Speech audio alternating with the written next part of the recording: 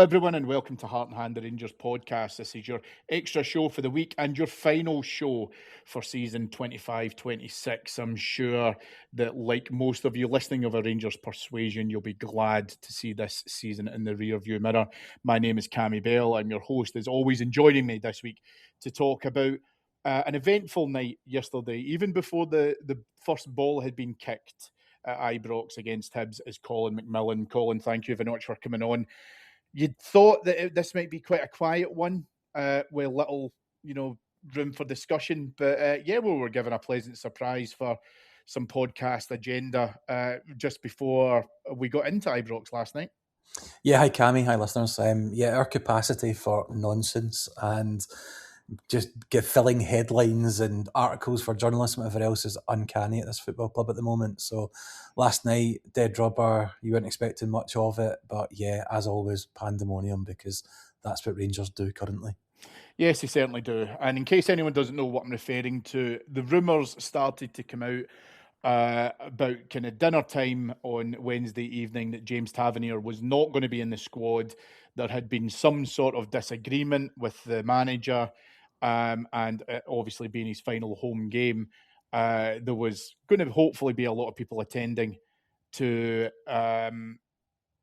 see James Tavernier off. Colin, I think is fair to say. Now, we're going to discuss what we heard, what we have now found out from the manager, because he obviously addressed it in his post-match press conference. We did see Tav. I thought you would have quite liked the way that came out, because it was almost like a WWE style. He's no here, he's been off in the huff. Oh, look, there he is. And he just appears out of nowhere like Stone Cold Steve Austin. But yeah, it was weird. It was really, really weird. I'm going to touch on a few points here, Colin, and I'm keen to get, as I say, your thoughts on all of this. Firstly, I am not going to decry James Tavernier, what has been a phenomenal length of service at Rangers. Do I think he's been an ideal captain? No. Do I think he's been an ideal player? No. Do I think that he has not been at his best for at least this season, if not a little bit more? Yes. But I absolutely admire that in modern day football, any player who is capable of being able to stay at a club for that length of time. I don't believe that Tav has just been phoning it in for a number of seasons just in order to collect a salary. What I do believe is that he has been committed to Rangers, and due to factors outside of his control, and again, I want to be fair, that he hasn't been able to have lifted as many trophies as he would have liked within his tenure as captain. Yesterday, Colin, what we started to hear from the usual rumour mill of WhatsApp messages and forwarded, screenshots and blah, blah, blah, what have you, that Tav wasn't starting, wasn't even involved in the squad. And then the manager, after the game, explained that he had had a conversation with Tav about having to get an injection. That was potentially going to be moved. There was some conversation around that, but where the conversation started to come off the rails was Danny Rule had said that he wasn't planning on starting him. He would put him on the bench to begin with. He would then obviously come on, but he would definitely get minutes. Tavernier didn't like this, decided that he wasn't going to participate, and then left. He was then brought back to Ibrox, where he got a presentation before kickoff from our greatest ever Ranger, John Gregg, presented with a beautiful commemorative dish thing, for the best term I can give it, really. Took that dish and then left the stadium with 5 minutes into the game. There's obviously been tons of conversation about this, Colin, from various different quarters. I suspect that it's starting to fall into certain camps. So you are a big Tav fan, so therefore this is Danny Rule's fault.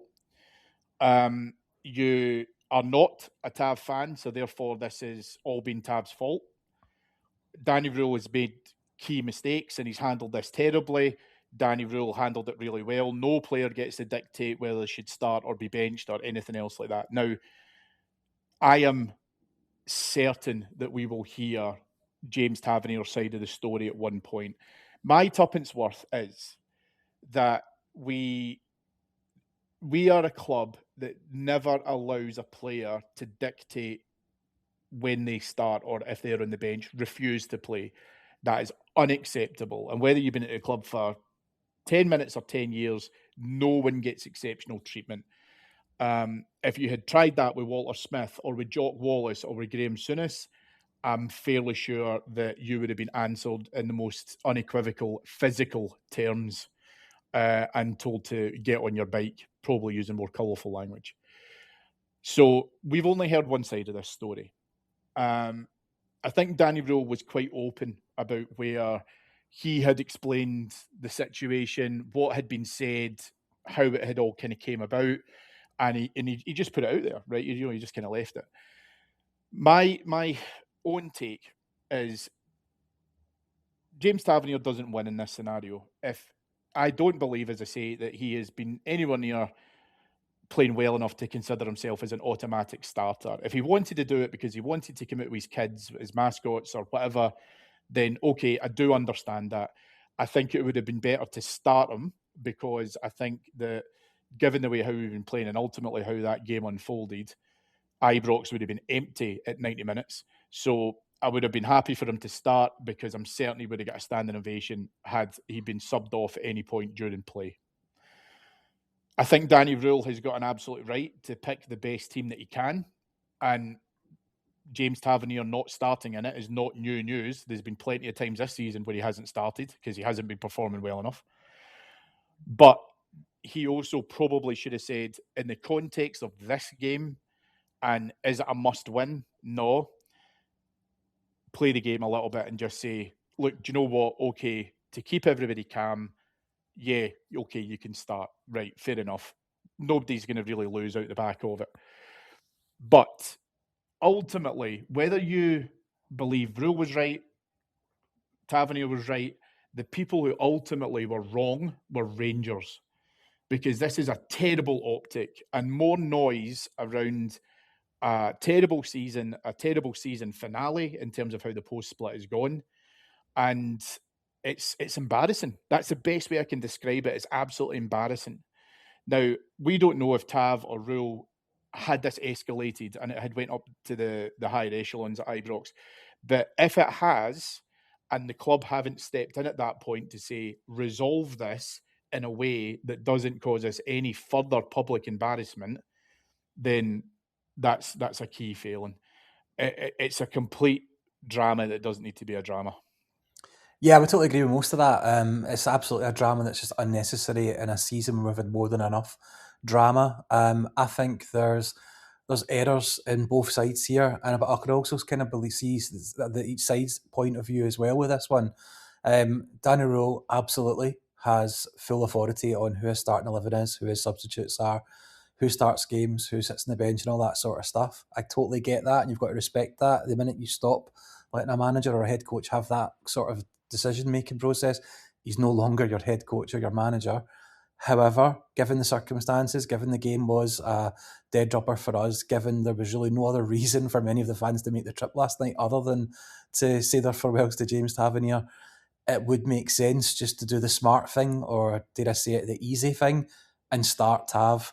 That gets him, that lets him get what he's earned over those 11 years in terms of getting the final glory, the final experience, the final moments of running down that tunnel, being the captain. If he wants his kids as mascots, fine. I'm not a big fan of kids at the football, especially when you haven't won anything. But if that's what he wants to do after 11 years of service and what he's done, he deserves that. So I can see why it would be easier for Danny Rule just to have done that, and I don't really know why he didn't. From James Tavernier's point of view, I completely understand him wanting those things. What I can't understand is him thinking that it's okay for him to go in the huff and storm away. Over those 11 years, James Tavernier has probably had many, many, many opportunities to have a huff and storm away and be angry at Rangers and upset at Rangers and disappointed in Rangers, but he hasn't. He's been pretty dependable from that point of view. He's always been there. He's been the guy, he's been the man, he's been the captain all that length of time. So I was disappointed to see that last night. I think after 11 years, it leaves a little bit of a bad taste in the mouth, not only for us as fans, but it must do for him as well. He's got great memories of that stadium. He's also got some not so good ones. He did deserve, I think, that last hurrah, and it shouldn't be him coming out clearly quite upset in his suit with John Gregg, getting the kind of, whatever it was, the big bowl sort of thing that he was presented with, etc., and then to disappear and then not even stay for the rest of the game. He should have started the game. He should have then been subbed off and got the accolades at that point as well. And I think everybody would have been happy. So there's wrongdoing on both sides, and there's good intentions from both sides. But the biggest thing I can take from it is kind of like what you say, it's just unnecessary. This should have been if this becomes a dispute, if this becomes a disagreement, if this becomes an argument between James Tavernier and Danny Rowe, it should have been dealt with in about 5 minutes' time by somebody, but it hasn't. It's been allowed to escalate, allowed to fester. The game started, the kick off to the game last night, that's all everybody was talking about. Who's done this? Who's done what?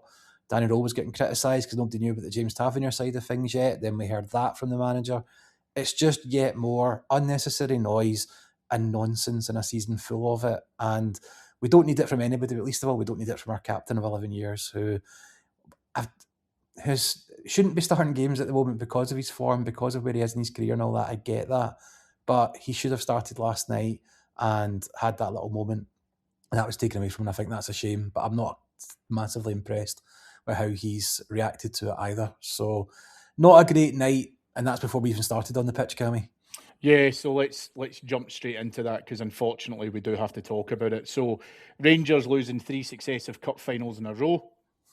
We have been able to, in quite spectacular fashion, roll ourselves right out of a title race.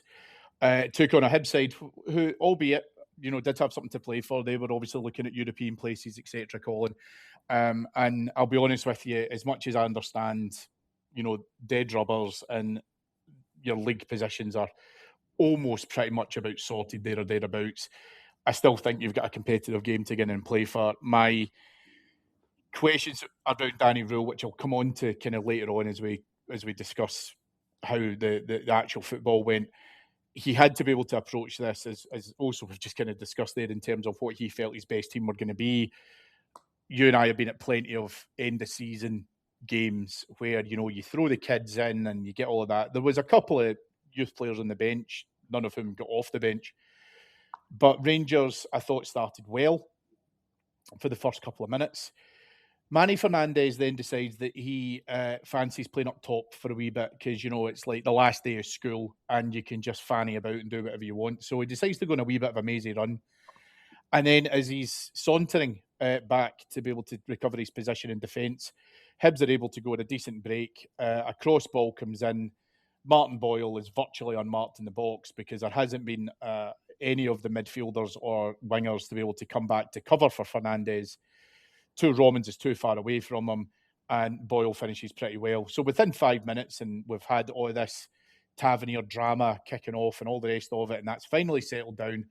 We've got into the first 5 minutes of the game. We've had a chance. We've not been able to take anything from it, and Hibs find themselves 1-0 up. I'm almost beyond the whole if you couldn't laugh, you'd cry situation with Rangers in terms of what I've seen across the course of the last few games. But I was surprised how unsurprised I was, if that makes sense, because you hit it perfectly in the head earlier on. This Rangers team can always guarantee nonsense, and that's exactly what we set out to do, with just a real lackadaisical approach to be able to our defending currently, and we had just yet another example of that. I think it's a good barometer of kind of what the feeling is out there for this squad, this team at the moment, that when that goal went in last night, I didn't hear a lot of rage or people getting really angry or any of that sort of stuff. It was almost, here we go again. I could have written this. Obviously, we're going to concede a stupid goal. Obviously, the defence is going to make a mistake. Obviously, the striker's going to hit one of the best finishes of his career because that's what we do and that's what we've done all season pretty much, apart from a little purple patch that brought us back into it. We come back into it during the split and we've absolutely collapsed during it. The time for rage was that was Motherwell, it was Hearts, it was Celtic. Now it's just becoming ridiculous, and I think that's the feeling. Certainly feeling around me in the main stand last night. Like I say, it wasn't anger, it wasn't fury, it was almost apathy that this is where we're at, this is how this season's ending. This is a disaster. 5 cup finals to win the league, and we've now lost 4 of them in a row.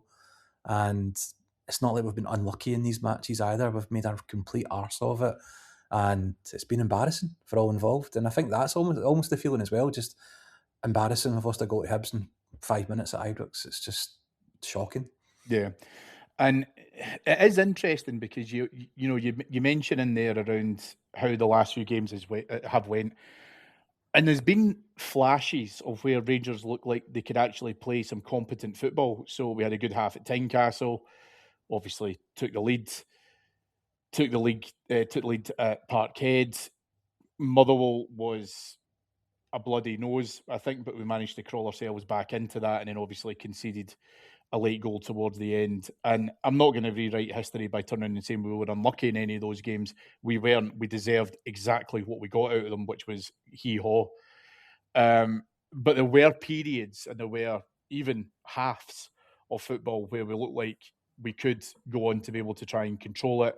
Maybe a second goal against Hearts or Celtic or whatever changes the narrative. But ultimately, all you can see is the fact that this team have absolutely shat the bed when it's come into the post-split fixtures, and that evidence is tantamount to this. This Rangers team doesn't work hard enough when it should, and thinks that it's happy to only perform across certain periods of the game. And I will give them credit for the fact that the heads didn't go down after Hibs took the lead, because we did start to go forward. It probably emphasised, I think, a really consistent point across the course of the season, Colin, where, Asgard had a good shot that was saved. Barron had a really good shot, which was produced an excellent save. Chermiti had what looked like a relatively straightforward shot at goal. Again, it was saved. But this is where it's been across the board of the season that we don't have enough lethal pressing when we're in the final third on the edges of the box. Even when we do get a chance that spills to us in the box, we don't have anyone in there who's consistently putting these chances away. And the midfielders, as far as I'm concerned, are late to the party in terms of being able to try and provide more in offensive attacking.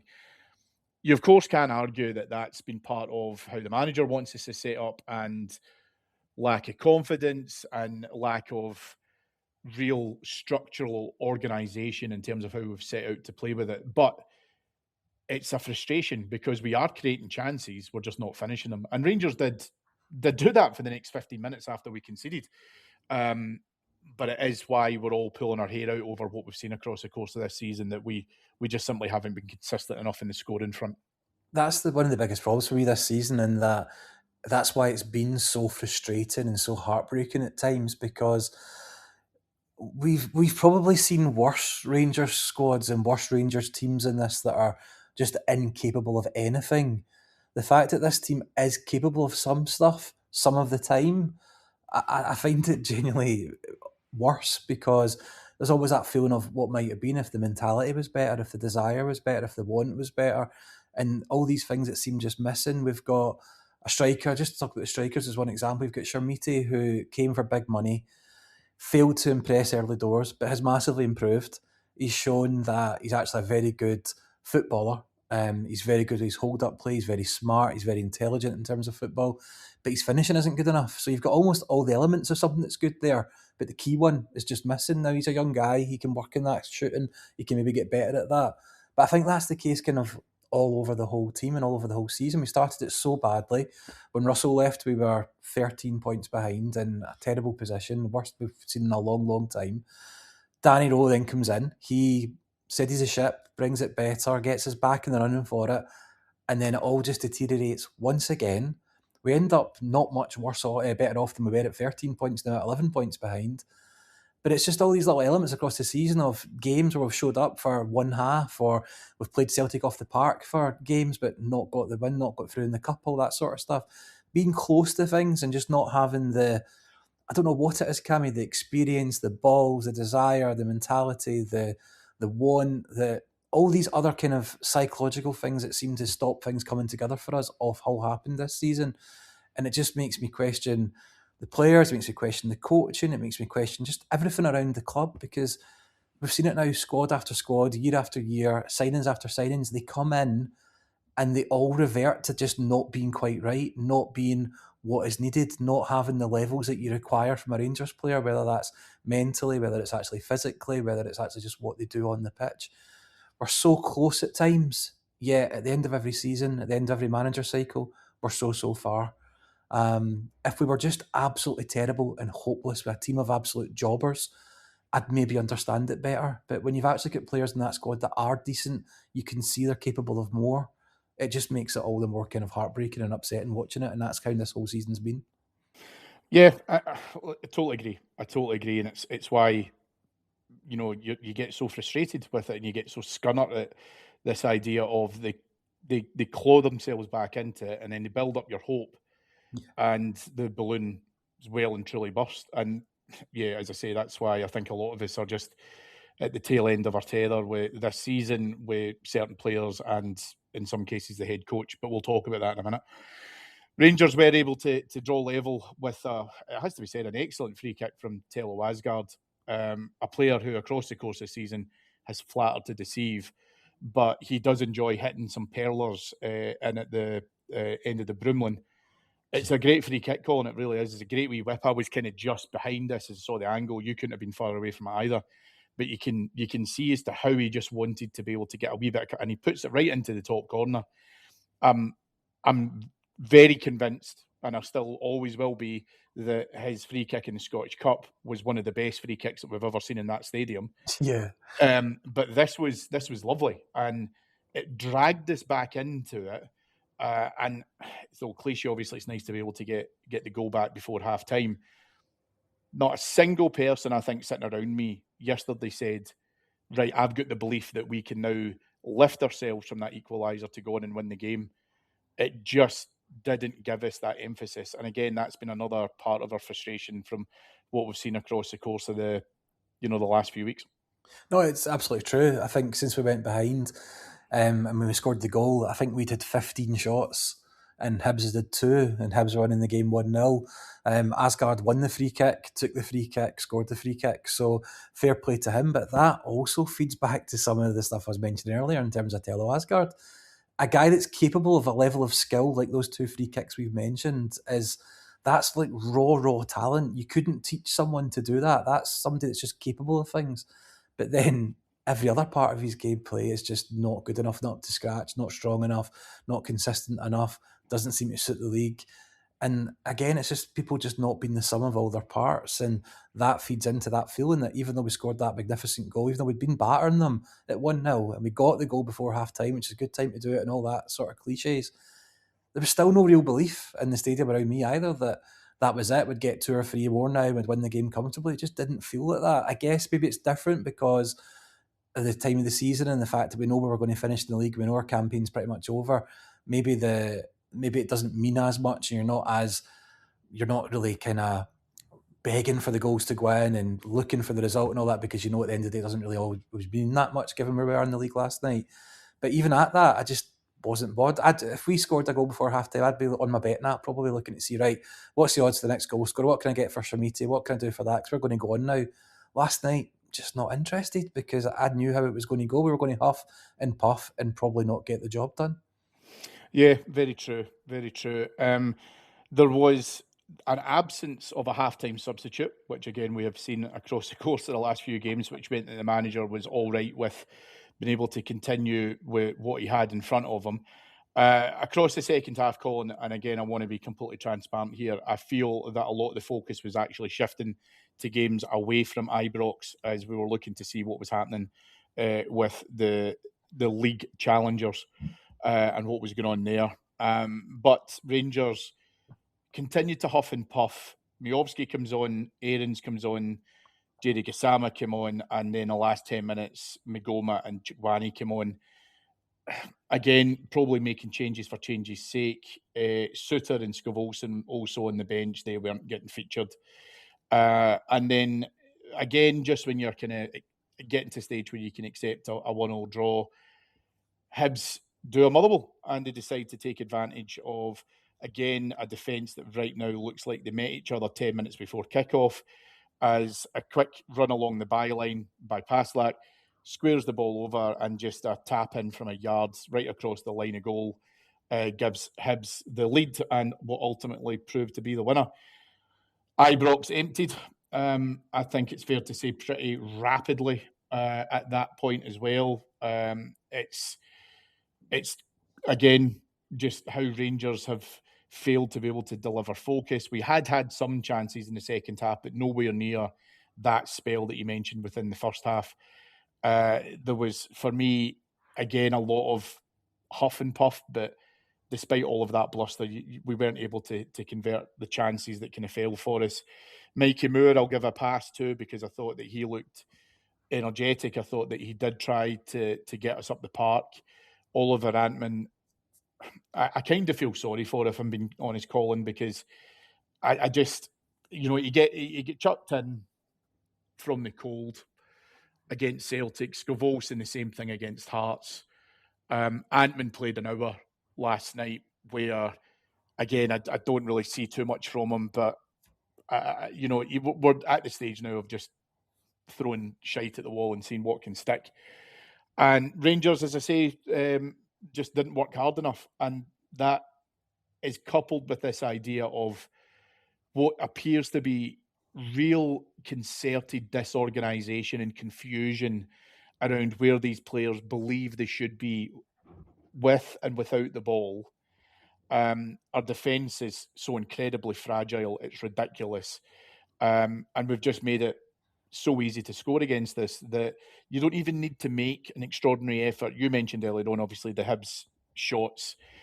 I don't even remember Hibs having too many clear-cut chances in the second half of note.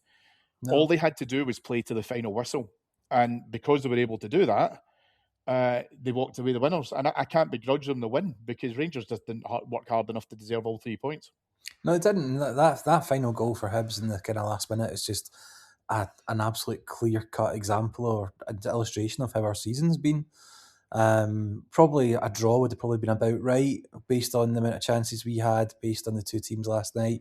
But we somehow conspired to find a way to throw it away in the last minute through bad defending, standing off teams, letting teams run at us, been scared to put a tackle in, and just been really, really poor defensively. And we go from the draw to the loss in the last minute, and that's just kind of what we've seen all season. Players switching off, players not able to fully concentrate, players not doing their jobs properly.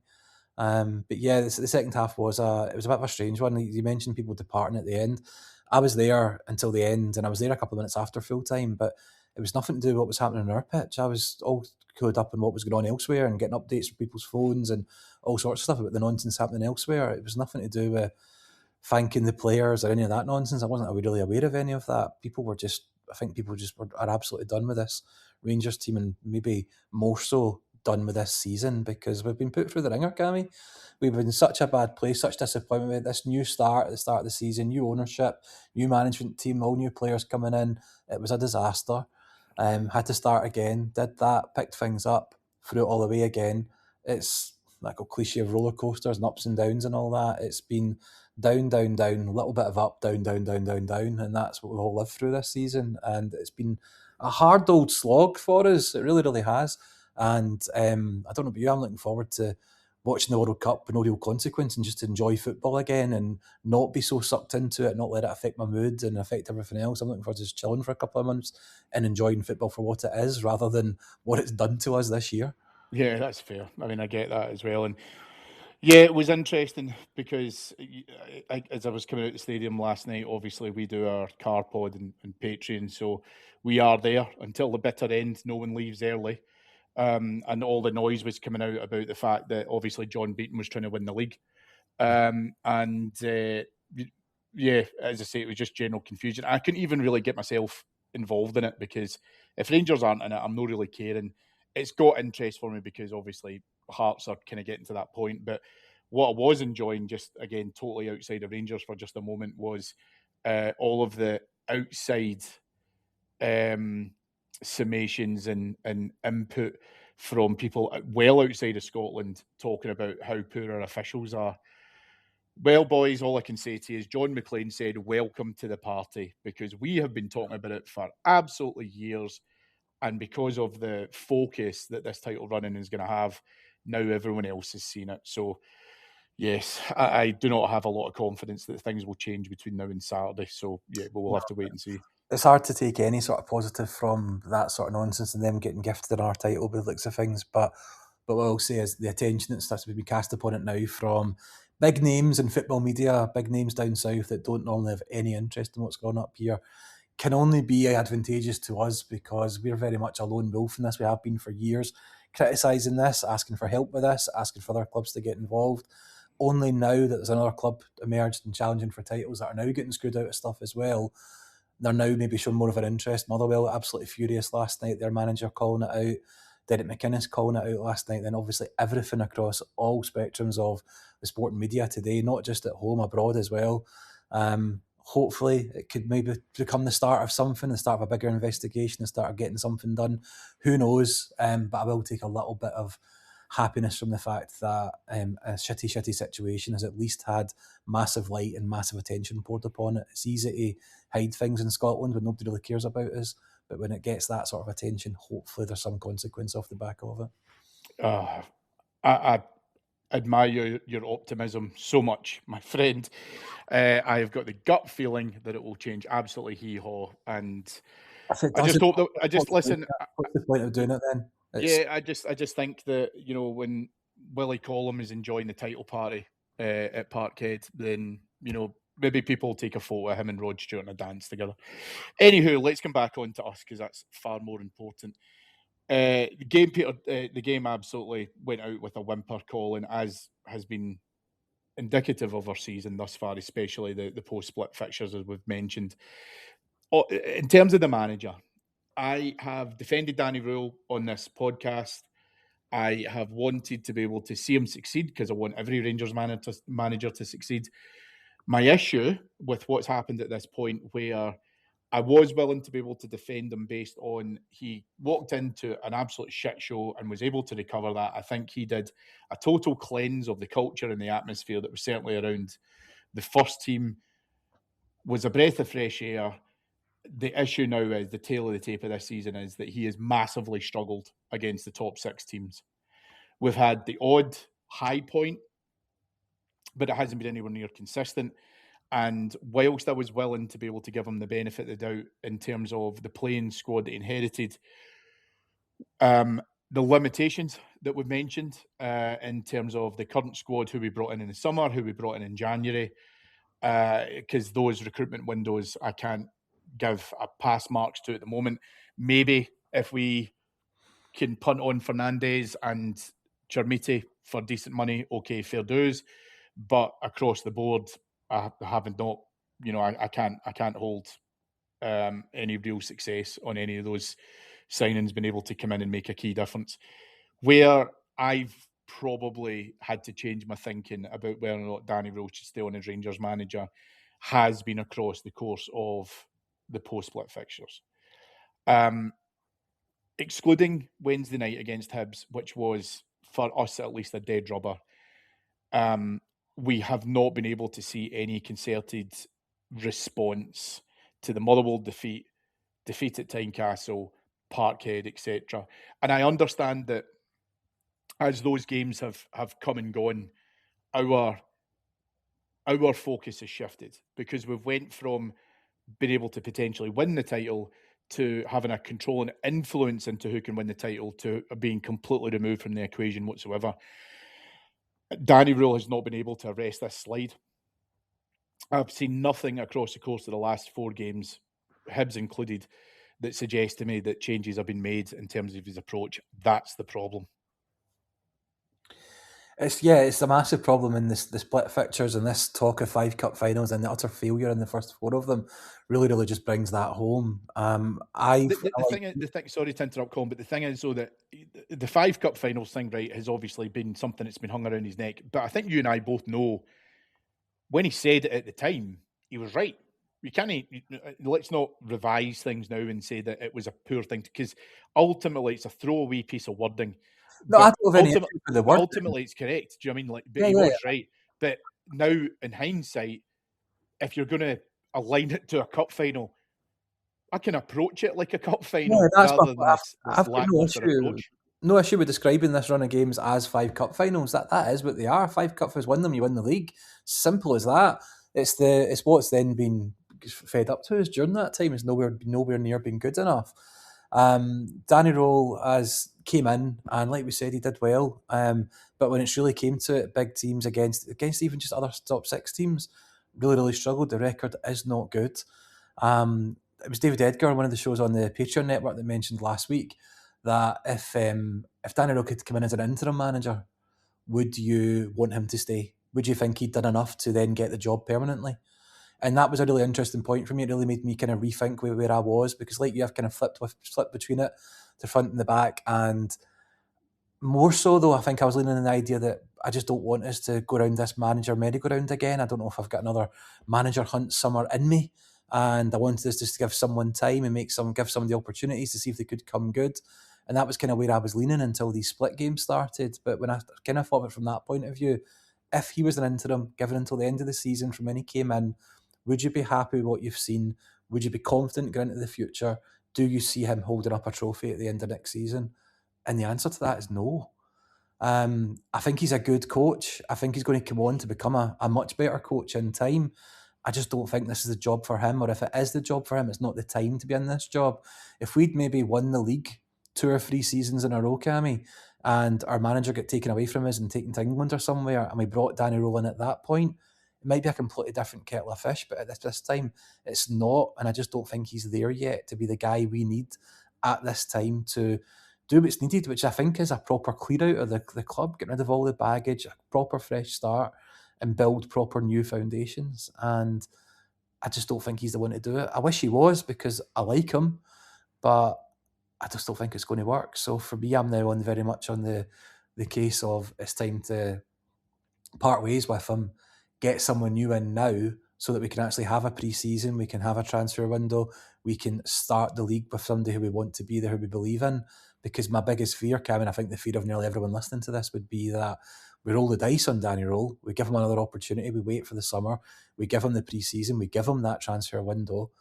We're going to have to go away to Parkhead in the first set of fixtures. We're going to have to go away to Tynecastle next season in the first set of fixtures.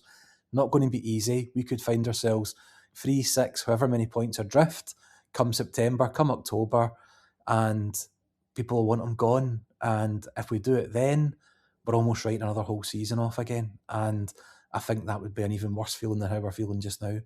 So, yeah, I think it is time, hopefully, that he just walks away in the summer, or he gets another job, or we force the point and have a clean break, new manager this summer, and see what we can do there. And I hate to say it, because like I said, I don't want us to be a team that just goes through managers like Toffee and is throwing stuff up or throwing stuff away and ripping things up over and over and over again. It's soul destroying. But again, I think we're in a situation now where it's necessary. Yeah, I don't think that you can now change the mindset of the majority of fans that I've spoken to. And like we've experienced far too often in our recent history, you see the turn, Colin, in terms of, and you and I know what you know what I mean when I say this, but you and I can speak to normal, non-reactive Rangers fans who are relatively pragmatic in their thinking, won't jump to a conclusion in terms of why a manager will fit or won't fit.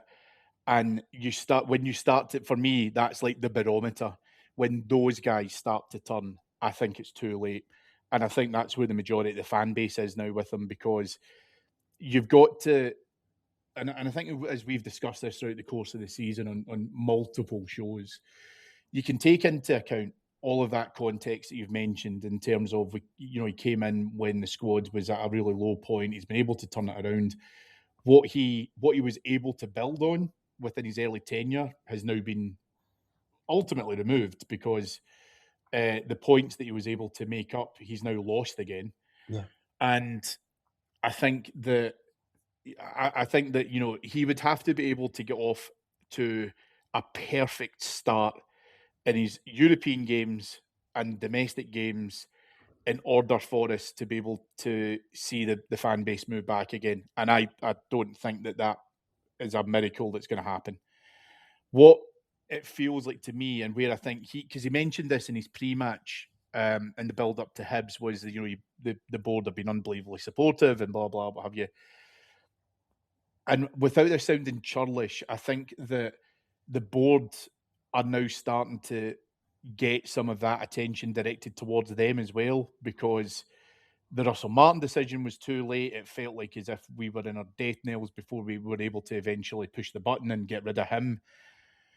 Obviously, Stewart, Thelwell, etc., were about a month or so afterwards, a couple of months afterwards. Gillespie's come in, no idea what he's doing, never heard from him. No idea what's going on with this.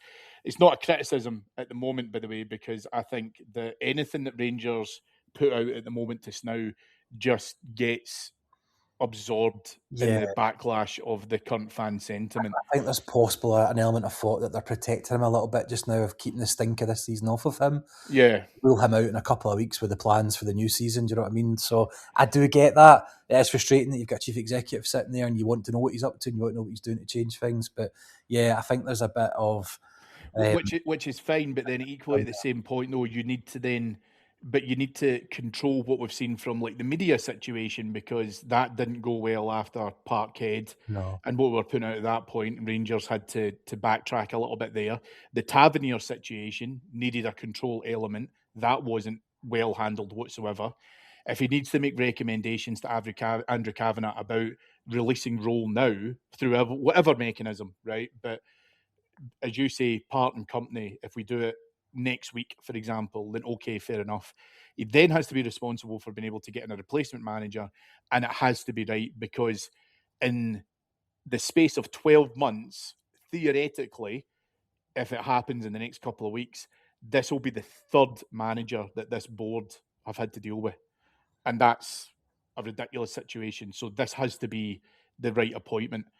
And I think for me, what Rangers need to be able to do, whether you're talking about CEO, head coach / manager, coaching staff, support staff in and around the club, and then ultimately the players that take the field, is everyone has to be aware of how hard a job this is in order to win the league, because it's not easy, and it's more embarrassing about the fact that we are going to lose the league to either a really shit Celtic team or alternatively a Hearts team that has performed well, and I'm not going to take credit away from them, but ultimately we've not been able to beat because they've worked harder than us. Yeah.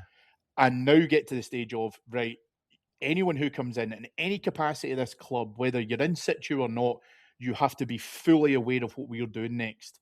Because at the moment to now, the club will have to continue to spend money, going in the assumption that we don't get huge transfer fees potentially for Nico Raskan or for Chermiti or whatever, but there has to be sizable investment put into that team.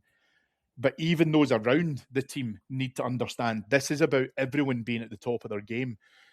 I'm not going to go back down that road that we used to hear, that line trotted out by James Bisgrove of best in class and all that nonsense. I don't really care about any of that. What I care about is anyone who comes in any capacity has to understand this is about an absolute steely-eyed focus on making sure Rangers have a successful 26-27 season. Anything else less than that, go and work for someone else. Yeah, absolutely. It's time to really show what they've got in terms of ownership, in terms of the board. They came big fanfare. We thought they were the saviours. They had the money. And to be fair to them, Cammy, they have spent money. Maybe not as wisely as we would have thought. But their biggest job is getting a winning team in the park, and that starts with the manager. And it looks like they failed in that in 2 attempts so far. I want to say if they fail a third time, they might not get a fourth opportunity. But my fear is if this board doesn't work out, I don't know where the next one's coming from. I don't know where the next investment would be coming from. So we really just need these guys to get it right and become the force for good that we thought they were going to be when they first came in. And there's no more important thing than getting this managerial situation sorted and getting it done correctly, because it's going to be a big summer. Always a difficult summer transfer-wise when there's a big tournament on as well. The whole transfer window kind of slows down. Thankfully, well, I don't know if thankfully is the right word, we don't tend to shop in the World Cup players sort of area, so hopefully we can still get some deals done and get stuff going early and be ready for these early qualifiers and ready to start the season with a bang, because we just can't afford to, whoever's manager, start the season slowly, start to fall behind, and just the general levels of apathy that will drop in, I think will be off the scale. People are ready for things to turn. We've had such a bad time of it over the last, I don't even know how many years, Cammy. I don't know how much longer some fans will put up with it for. So they need to get this right, and they need to do it now. Yeah, that's absolutely fair. It's absolutely fair. And if they do decide to back Danny Roll and they give him the resources that he needs, then you set him up for success. And then when our season kicks off competitively, as you say about European qualifiers, etc., the minute we hit a bump in the road, you have to react accordingly, because you've given him the tools to be able to do it. And if he still falters, then you have to be able to make the decision, because you're right, we can't go back into disaster recovery when a third of the season has already been and gone. So, yeah, Rangers have got work to do. And I think that is going to be the mantra for what we're going to see across the summer period as well. Colin, normally I'd look ahead to Saturday's 12:30 kickoff against Falkirk, as the season does thankfully come to a complete end. I'm going to be honest with you, mate. I think that right now, as things stand, we don't have a huge amount of interest in this. It's just, if Rangers can win, it would be lovely. But I think that the overwhelming feeling of apathy at the moment, it just means, the minute we get to 2:15, 2:30, get it done and dusted, and pack it in the box and get rid of it. I'm hoping the weather changes and it snows and we don't have to do the game, to be honest. That would suit me down to the ground this weekend. This season just needs to be over, whimper off, and reset and get ourselves ready for the next one. But yeah, hopefully we use the opportunity on Saturday to get some experience for some of the kind of fringe players, some of the younger guys, get them playing, hopefully get the result, and just get this season reserved to history and move on. Yep, 100%. That will do me for this season on Extra. We will do a few more shows throughout the course of the summer. Obviously, we want to make sure that you're kept up with loads of great Rangers content. But you should know by now, if you have been a regular listener, where you can find some brilliant content. We will still be here with all of our daily updates throughout the course of the summer. All of the great shows that we have all across on our Patreon site, which is patreon.com/heart and hand. So, like I say, although we'll be taking a little bit of a downturn in terms of some of our free content shows, you know where to go and get some absolutely fabulous content. I'd like to thank all of you for listening. Most importantly, I think, for this particular pod, because it has been a tough time. And if you've made it to the end, my sincere thanks. And thank you to you all for listening throughout the course of the season.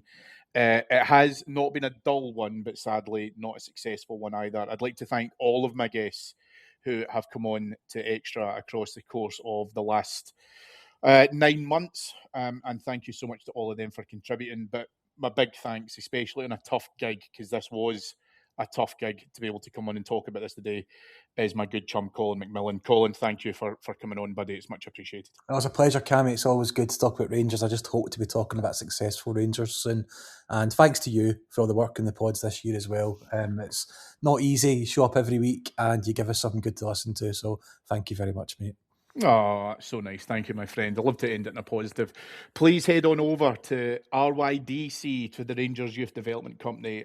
We are so honoured and proud to be sponsored by them throughout the course of this season. There is some tremendous work that Colin and the team do across there in terms of being able to raise funds for the future generations of Rangers players. So head on over to the website to check out all of the brilliant options that you have in terms of being able to continue to invest in the club. David Edgar will be back with you on Flagship on Monday to discuss the Falkirk game. Good luck to him for that. And as I say, we will be speaking to you again very, very soon. Thanks everyone for listening again. And have a brilliant summer. Bye now.